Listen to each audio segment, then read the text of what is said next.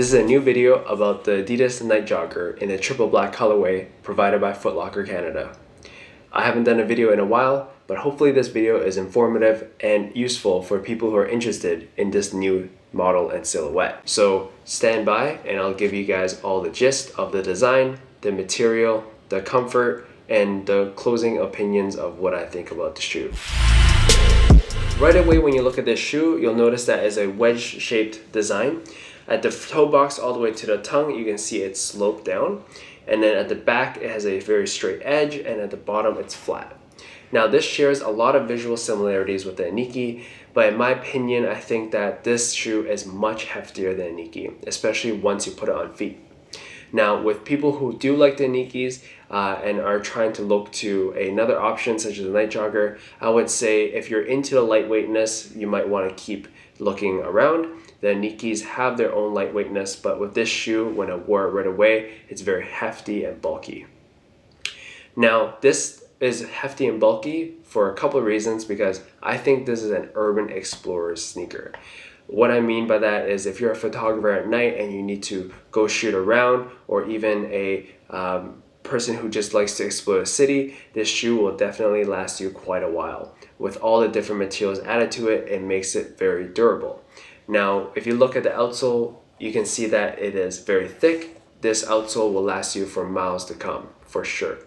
And then right here at the toe box, and even on the side of the lateral and medial side of the shoe, there is materials that are being used to stop from splash resistance from puddles. And I think that is very well worth it for an explorer, especially when you don't know where puddles exist. I hate when I step into a random puddle and get my shoe all wet. So while it is a protective shoe, it also has a mesh built into the forefoot, so you still get breathability. Now, this shoe is called Nite Jogger, and the reason why it's called that is because it's made to be used at night. In the case that you do use it at night, you have reflective accents on the shoe to make sure you're visible at night for in front of cars or in front of bikers who are just shining lights to see their path. And for you, you want to make sure that even though you are keeping it low key and down low, that you still get known by other mobilities or other moving things. So what I mean by that is that right here on the heel tab, you can see there's a very nice and big reflective accent here. There's a reflective accent on the medial side and lateral side. This is lateral and medial. And then there's a S pattern lightning type of look for the reflective accent. The laces right here are also 3M, and then at the toe box it's also 3M. So no matter what angle you look at this, or no matter where you shine your light on your phone, you'll definitely pick up some kind of reflective accent directly back into the phone or the person's eye. So that's very good because as an urban explorer, you still want to make sure when you're traveling at night that you're going to be well visible and stay lit. The tongue is something I do not like about this shoe. This shoe has a separate tongue design, which is not my favorite type of sneaker design because, in my opinion, with sneakers that have a sock liner type of design where the tongue is stuck with the body of the shoe, you can easily slip it in and out.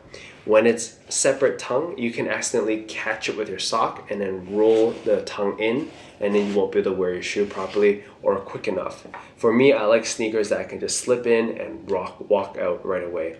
If I have to fiddle with laces and stuff, which I'm fine with on some shoes and some days, but most of the time I don't want to deal with that. So if I want it to go right away, I don't want to waste my time trying to fiddle with the tongue. There is a very interesting motif added to the tongue of the shoe and even the box of the shoe, and it's this little Morse code type of look. I'm not sure what the Morse code is meant for. I can't read Morse code, so hopefully someone can decode it for me. So now that we're done talking about the design, let's talk about the materials. Now right away you can see that this is a boosted sneaker. There's boost all around the shoe from the toe all the way to the heel side. There's also a lot of suede being used on the sneaker. There's suede being used on the lateral side. There's suede being used on the toe box all the way around. There's mesh being used right here reflective accents like I said before. The suede goes onto the eyelets as well, and as also onto the lightning S shape. Now the side here where the reflective accent is, this material is very similar to what windbreakers are like. I think this is a water resistant material. Also, there's this grid like pattern which leads me to think that it is using ripstop. If you're not familiar with ripstop, it's basically this material where if you get a hole in there, or you accidentally sliced it or something, or ripped it open, it won't cut all the way through the material, or it won't continue to rip on its own until it ruins the entire material. It'll just make a hole and stop right there, because that material and that grid pattern allows it to not continue the damage. Which is why I'm saying this shoe is so durable. Especially for an urban explorer, you want to buy something that will last you for quite a while. Another thing to know about the tongue is that the material being used for a tongue is foam, and it's being exposed here, and I think it color coordinates to whatever shoe you have. This one is a very dark gray foam. Like I said, there's also reflective accents, 3M material being used around the shoe. There's this heel counter. I'm not too sure what the plastic is being used for heel counter. I think it might be EVA or TPU. It's the two most common plastics. Is it useful? Can I feel it? No, not really, but it is there. And I think it works well with other colorways other than the triple black. Alright, so let's get right down into the comfort. This sneaker is a true to size sneaker with a little bit of wiggle room at the front, which is fine by me because I'd rather have my toe have a little wiggle room so I can be a little more flexible. But if you like the snug fit, then you might want to go half size down. Now, right away with this shoe, you can see it's boosted. But boosted or not, with most Adidas original sneakers, they aren't that comfortable. They just can't beat the performance lineup. The performance lineup has always been focused on comfort, and I get that because Adidas Originals is made for sneakers that are worn for the street. It's worn to be a lifestyle kind of sneaker, not for performance. So whether it's PureBOOST or UltraBoost, those sneakers are still right on top on the comfort list, but for this sneaker alone, I don't think so.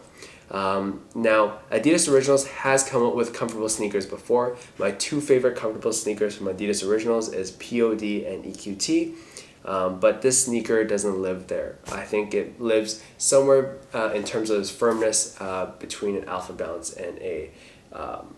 and a like UltraBoost or PureBOOST, or even Yeezys. I think Yeezys also fall into Adidas Originals category, so I guess there's three sneaker models that I like. But anyways, this is not the one. Unless you're into keeping the durability of a sneaker and being able to have reflective materials because you're an urban explorer, like a photographer or a street photographer, what have you, then this might be the sneaker for you.